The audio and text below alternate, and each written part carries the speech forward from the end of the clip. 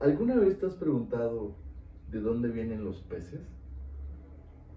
¿O quién realmente descubrió a los peces?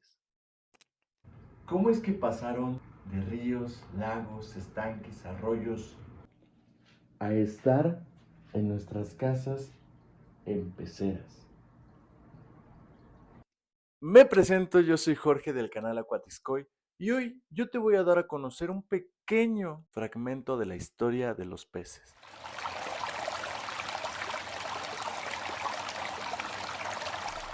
Breve historia de los peces. Si damos crédito a la Biblia, los peces poblaron las aguas en el quinto día de la creación. Las primeras representaciones de estos animales se remontaban a las pinturas rupestres. Mucho después aparecen en las esculturas egipcias de la época de los faraones. Sin embargo, habría que esperar hasta la obra de Aristóteles para encontrar un primer esbozo de la clasificación de los peces. En 1555, medio siglo más tarde, Rondelin describe 244 especies de peces en una obra llamada Historia completa de los peces. Dieron continuidad a sus investigaciones dos naturistas ingleses, Ray y Willoughby, que en 1686 editaron una obra titulada La Historia Piscium. Este libro describe alrededor de 420 especies. Entretanto, Pierre Belon escribe en 1551 La historia natural de los peces extraños y en 1555 desarrolla el tema con la publicación de Naturaleza y diversidad de los peces. En esta obra, Belon clasifica el conjunto de los animales acuáticos en dos categorías: los peces que tienen sangre, que son los vertebrados acuáticos, y los peces que no tienen sangre, como los invertebrados. En el primer grupo incluye, entre otros, a las bestias de doble vida, que tienen entre patas y huevos, cocodrilos, tortugas, ranas.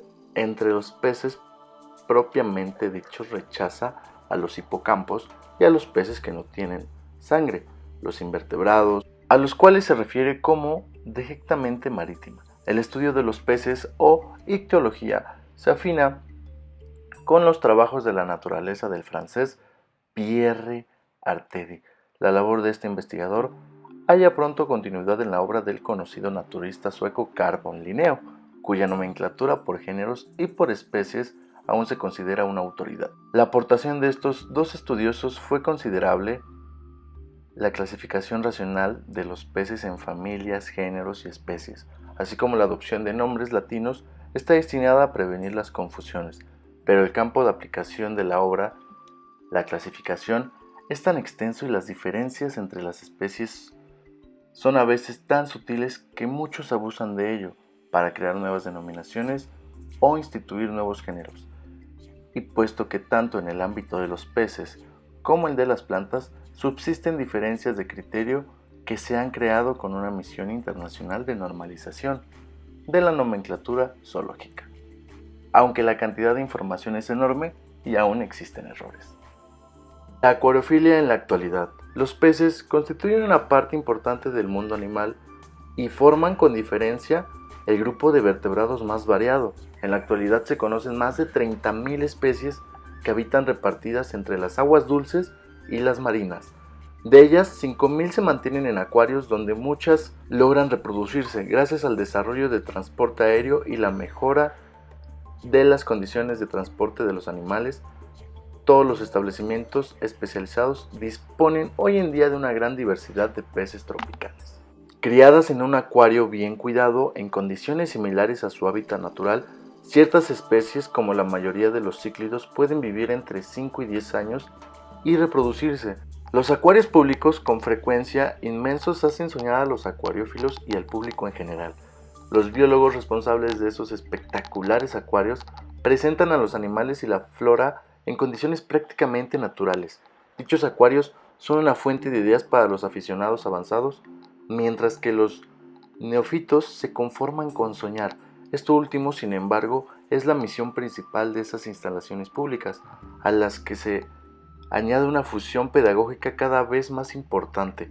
Los acuarios tropicales, por ejemplo, muestran decoraciones que reproducen fielmente los biotopos naturales, mientras que en los acuarios oceanográficos de Valencia se atreven a atravesar por un túnel en torno el cual evolucionan tiburones y otras especies marinas.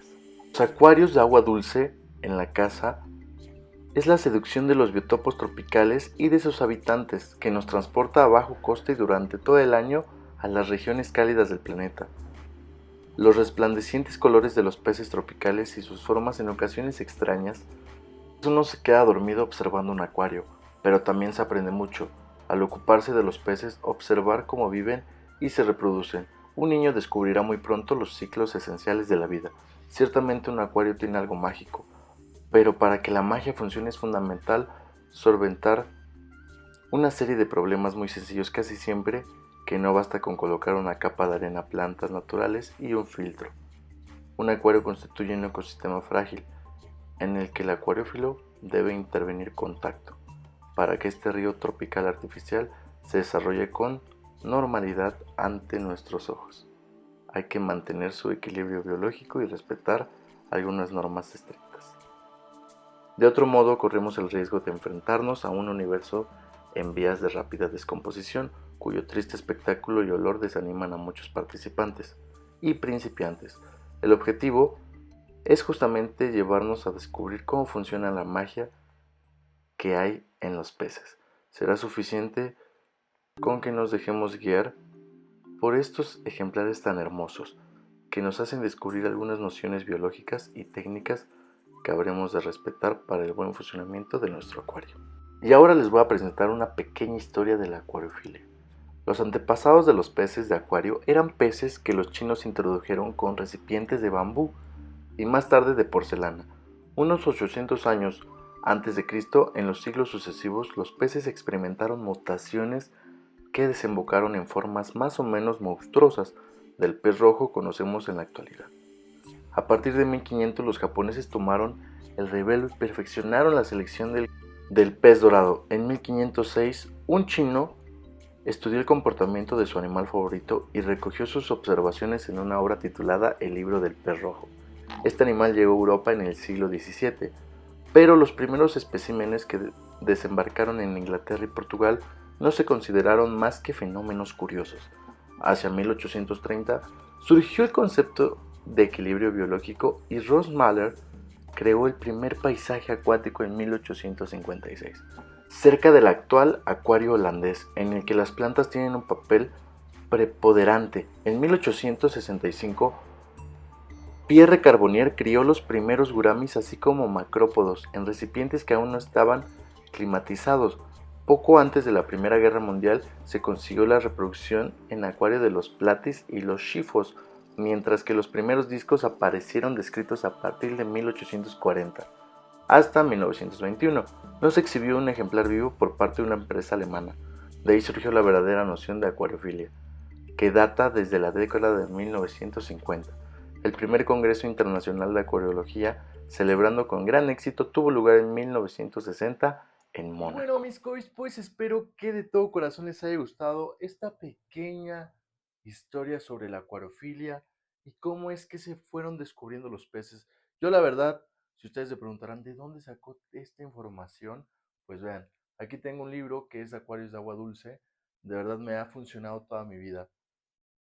A veces lo leo, a veces no, pero tiene miles de infinidad de especies, de plantas, de peces. Te dice cómo hacer tu acuario, cómo hacer tu pecera.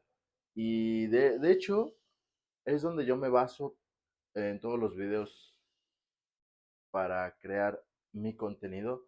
Entonces, es por eso que me aventé a decirles esta historia de los peces.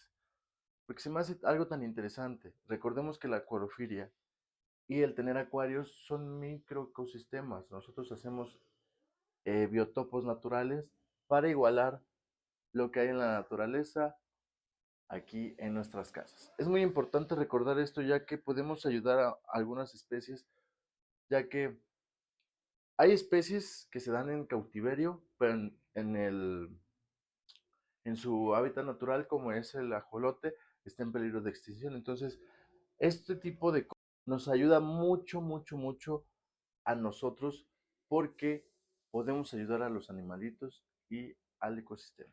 Pero bueno, mis cois, espero que de todo corazón te haya gustado. Si eres nuevo, suscríbete.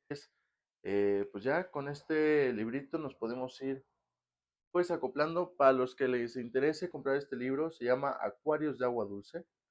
Y pues sí, la que lo distribuye es Tikal. Yo la verdad la conseguí en una librería. Pero pues está muy bien explicado. De verdad, súper recomendado si quieren aprender más de los peces. Súper, súper recomendado. Y no se les olvide suscribirse, darle me gusta, comentar qué te pareció. Ya sabías que los peces evolucionaron así. Y nos estaremos viendo en el próximo video, mis cois.